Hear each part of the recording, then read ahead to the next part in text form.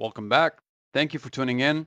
I really appreciate you guys for reaching this point, and I hope that you have had a very insightful and knowledgeable course. Now, moving on to the last part, we have this little window here that says Open V-Ray Frame Buffer. Now, we're going to click on that. So, what is the frame buffer? This is the main window where magic happens. This is where we're going to render our scene and choose every effect that we need and manipulate and play with every light that we have in that scene. As you can see on the right side, I have layers on there. There's the light mix we spoke about. There's Denoiser, but it's unavailable since we haven't started the render yet. There's Sharpen, Blur, Lens Effects, and the rest that we don't really look into. To start rendering our scene, we'll click on the default teapot, this one. As soon as I click it, it starts loading the scene and buffering it. And so it says down below, rendering image. Now, genuinely speaking, it does take a little bit of time, but everything good takes time. So we have to have patience through this. You've probably noticed that the layers we have, Lightmix, Denoiser, which is available right now, Sharpen, Blur, Lens Effects, are all active at the moment. This means that I can progressively start updating those effects and they can be applied into the render in real time. However, that can slow down the render a little bit, but for you to see the effects and the results of these effects, it's best that we apply them now. So as my scene is rendering at the moment, we notice that we have the light mix. I've applied a couple of lights in the scene. I know there's too many, but it is a big scene. Right now, this scene includes so many mesh lights, so many rectangle lights, and whatnot. And let's not forget that there's the environment as well. Now, this is what we've spoken about. We've spoken about environment regarding the skylight, the sun, and in general. So if I go to the top here and click all, this scene will show me a more brighter image. Now, of course, this is not what I really want. I want a more darker scene, not this one.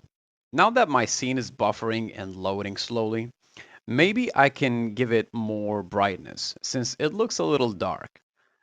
I will go to the layers here and create a different layer, which is called exposure. Now, honestly, we use exposure a lot more often than it should. Using it applies this natural effect to lighting. Let me just play with this a little bit. As you can see, our scene here is actually starting to look more evident and more clear. Now, this is not the final shot. I will give it a little bit of my patience and I'll show you how it looks eventually. But in the meantime, let's try some of the effects that I have. All right, so we've applied exposure to raise the brightness of the place. Lens effects can also be used to manipulate the lights and give them a little glare.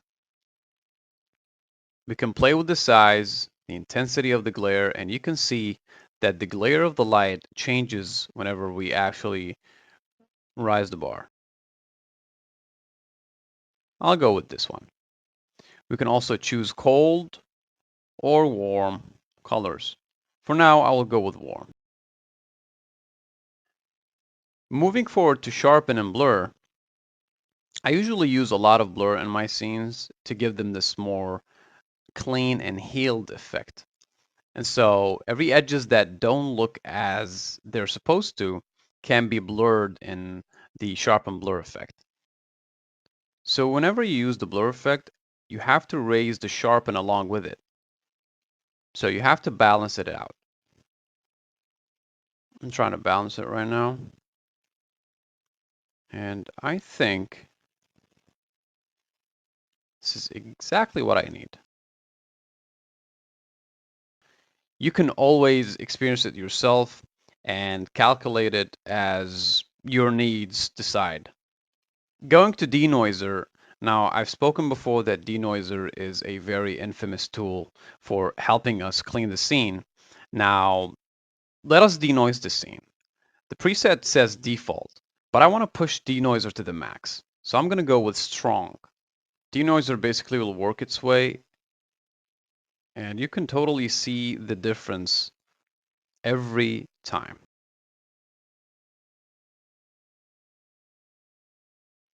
Going back to the light mix, I really want to change some of the things in the scene that I have here.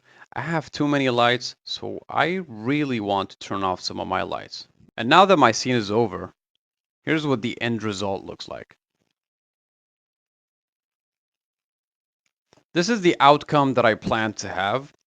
I played a little bit with the lights, turned off, turned on some of the lights, gave the lights more glare so I could showcase the lights that I applied underneath the cupboards. And this is it. So as soon as my render is done, I can go here and save it.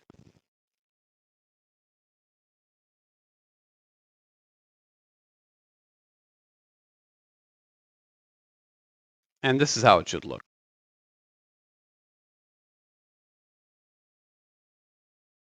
I hope you guys enjoyed this course. I hope it was as useful and insightful. I tried to make it as compact and as seamless as possible. I hope that everything goes well for you, whether in school or real life. And I honestly enjoyed making this course because personally, this is something I really love and I enjoy doing. Until next time, take care, guys. See you later.